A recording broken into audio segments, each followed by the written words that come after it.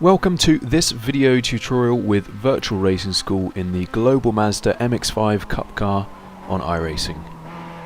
This week we take on Okayama circuit in its full international configuration. Before I go into the analysis, I'll play the lap through in full, which as ever is driven in default afternoon weather.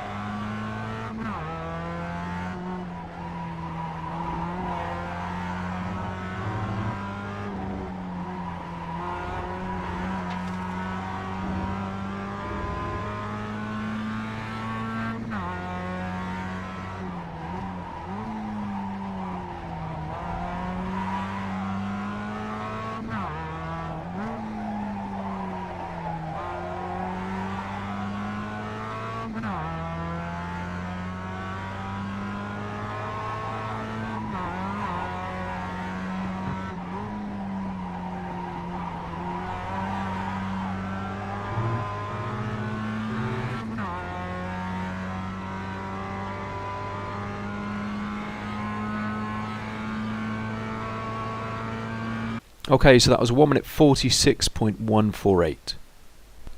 Starting off then from the VRS website, from the list of data packs, we're going to choose the global MX-5 Cup Series data pack as driven by myself, and we're going to choose week 11, which is Okayama. So it loads up the session details, where of course you can download the lap files to compare against and the replay. The setup is obviously just the baseline setup. So we're going to click on Learn Track, which will load up the driving analyzer, and it will start to play the lap through. I'm just going to pause it, and if you're not familiar with this, you've got a steering angle input trace, speed of the car trace through the duration of the lap, brake and throttle input traces, and live driving inputs. So I'm going to click on sector 1, and this is always the run from the start finish line to the braking zone for turn 1. So I'm just going to mute it and slow it to half speed, and basically you're braking here in between the bridge, which we've just driven under, and the marshal post on the left hand side. Now obviously that's not very precise, but there are some markings on the tarmac itself which you can use as a reference. So we go to sector 2, down into just one gear, just down into third, braking hard initially, and that's about as hard as you'll ever want to brake in this car, by the way. 60% is about right on the threshold of being in the ABS. In fact, that probably is a little bit of ABS. So right at the edge of the circuit when you turn in, so let me just show you that from chase camera. So yeah, right on the edge of the circuit, opening the corner up as much as possible, turning in just as you pass that marshal post, and on entry, if you need to stabilize the car, you might just want to blip the throttle briefly just to unload the front tires. Just stabilizes the car on entry, and but what you do want to do is pick up the apex there on the curb nicely, and then as soon as you've done that, you should be able to pick up the throttle quite hard. This car doesn't have much power, so you can be very aggressive on the throttle, especially in the fast corners, and that keeps the car from understeering, keeps it rotating, and then kind of working the wheel on the exit, feeling for the oversteer, feeling for the nice amount of rotation, and not needing to use all of the track on the exit because we need to bring the car back over to the right hand side to set up for the aptly named Williams turn 2. So turning in, we're just at the edge of the track, just after the gantry there, and I do actually upshift into 4th gear on entry here, because you need 4th through here rather than 3rd. 3rd gear will mean you run out of revs quite quickly on the exit, and I just dab the brakes there just after I've turned in, and that's really just to load up the front end, just to get the car turning in and rotating nicely, and then a bit of stability, throttle let's call it, on entry just to stabilize the car, and picking up the apex with hard throttle. So I go straight from 0 to 100% throttle, and then a bit of modulation. Car tends to get a little bit loose here on the exit, so you'll see in the steering trace a little bit of oversteer there, which you can see there, but that's fine. Just the car moving around on the limit, which this car does tend to do quite a lot. It's quite nice actually. I quite like it. But yeah, through this fast S, let's call it, you just want to take the line of least resistance, so the straight as line as possible. That was the Moss S in fact. And then braking into turn 4, which is going to be in between the 100 and the 50, but a bit closer to the 50. Down into 3rd gear again, keeping the car over to the edge and being patient on entry. So you really need a good exit here, so it's important to not carry too much speed into the apex itself, or at least carry the speed in but don't actually apex with too much speed. So brake all the way into the middle, and then you should be able to pick up the throttle very hard at the apex. And just keep it in the middle of the road, try and keep tight as possible, but feel for the speed. Like if you've got too much speed, just allow it a bit wider. If you kind of overslowed, then just keep it nice and tight. So really just modify your line depending on how much mid-corner speed you're carrying, so that you carry as much momentum out of there as possible. So I'm just going to speed it up now down the straight towards the hairpin, and you're looking out for the marshal post on the left hand side, and you're going to be braking just before there, so you can brake really late in this car. Very lightweight on slick tyres, and down all the way into 2nd gear. So yeah, braking a few car lengths before the marshal post, and turning in actually reasonably early considering it is a hairpin, and that's because the later you brake, the earlier you want to turn in order to sort of hit the apex still. So even so, I'm still a little bit wide here on the entry, so I have to brake nice and deep and have a late apex. So I'm continuing to tighten up the steering, continuing to brake, but braking very deep, very long. And my initial application is quite aggressive because I want the car to rotate nicely, and which it does.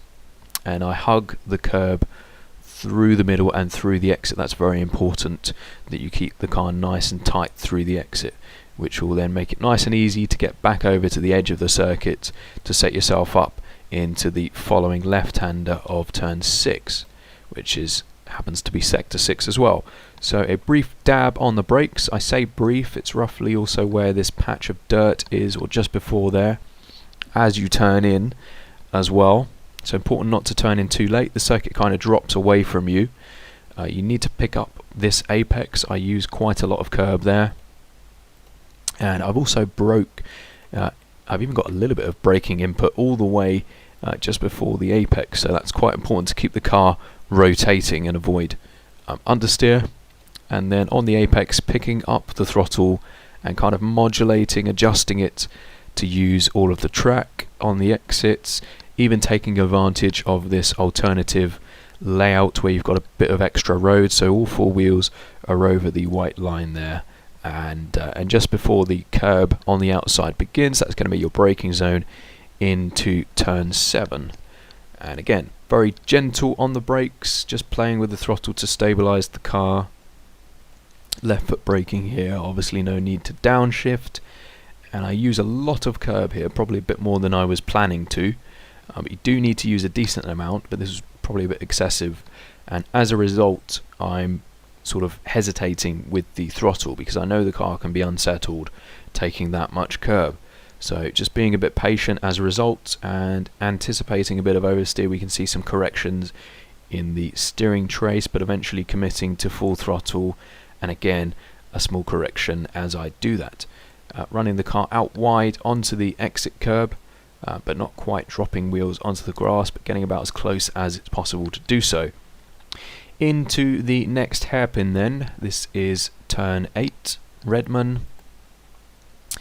Braking just after the gantry that we've just gone under, and again this is another one where because you're braking so late, you actually want to turn in quite early to make it to the apex. So if it was a faster corner and a longer apex, then you'd want to sort of brake a bit earlier and roll in with more speed from the widest possible line. But you want to basically get it stopped as late as possible, so kind of V-shape it and get the car rotated at the apex there, and brake all the way through here to keep the car rotating, keep the front end loaded up, and using that curb on the apex as well just to pull the inside wheels around, and picking up the throttle in the middle of the corner as well. And I get some nasty oversteer as I commit to full throttle just a bit too early there. So that's why it's important to pick up the throttle aggressively initially, but then don't rush to full throttle. So that's what I did. I modulated for a while, but then I was just a fraction too early to full throttle, and you can see here that the car is sideways, and a big steering correction is visible in the steering trace. So normally, obviously, you'd open up the steering nice and smoothly, but here we've got that big correction. Got away with it though, and so just jump to the end again. So you do actually get up into third gear briefly. You can leave it on the limiter, it's not going to cost you too much time if you don't want that extra downshift. And in terms of positioning, keep the car nice and tight out of the left-hander, which is going to set you up nicely into the next right-hander, which is turn 9, also sector 9. And you don't need to brake very hard here because the car isn't very fast at this point anyway, but you do need to downshift if you're in third, obviously back down into second. And here I'm braking all the way through, just holding the brakes just to keep the front end loaded up and reduce any understeer. And then in the middle of the corner, or just before the exit, or just before the apex finishes, I pick up the throttle very firmly before then modulating and playing with the steering as well in anticipation of oversteer as I commit to full throttle. Opening the car up using all of the track, of course, on the exit. And then we've got another marshal post on the entry to turn 10 here. That's going to be our turn-in point, so I'll just go back to that.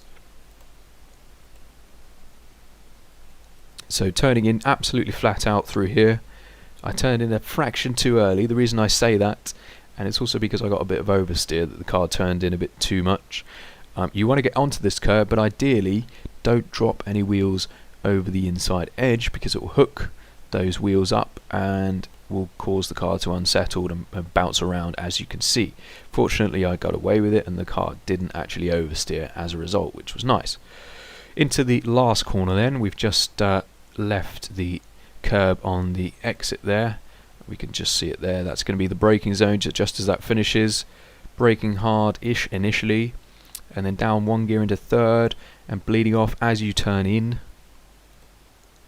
And the car rotated quite nicely there, so I sort of breathed back into the throttle there briefly just before the apex to avoid missing the apex to the inside and going on the grass at the apex. Obviously we don't want to do that, so I've got a lot of curb here, and I pick up the throttle quite firmly. Again, the car doesn't have much power, so you can get away with that. I say you can get away with that. I caught just a bit too much curb, and as a result we've got another big correction in the steering on exit. I kept it at full throttle and the car was okay. That was just the right amount of correction needed to bring me back in line, and it's turned out to be the perfect amount of track used on the exit as well. You've got this extra bit of green painted concrete, I believe it is, on the exit there, which you can take advantage of. It's nice and flat. Open the car up to exit the last corner with as much speed as possible down the start-finish straight to finish the lap. You can find all setups, replays and telemetry for your own use and analysis on virtualracingschool.com, where you can also book one-on-one tuition with world champions from the likes of Kwanda Simsport. Good luck for this week and feel free to post any questions or comments below. Thanks for watching.